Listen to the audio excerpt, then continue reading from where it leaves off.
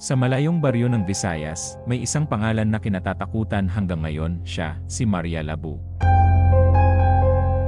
Si Maria ay isang simpleng may bahay, mapagmahal na ina at asawa. Pero dahil sa hirap ng buhay, napilitan siyang mangibang bansa bilang overseas worker. Ilang taon ang lumipas, bumalik siya sa Pilipinas. Pero tila may nagbago. Tahimik siya, madalas nakatulala, at minsan ay hindi makontrol ang kanyang sarili.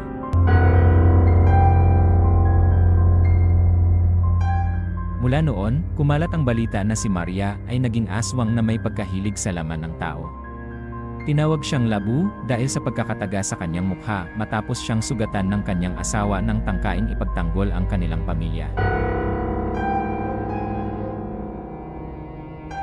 Pagkatapos noon, bigla na lang siyang nawala.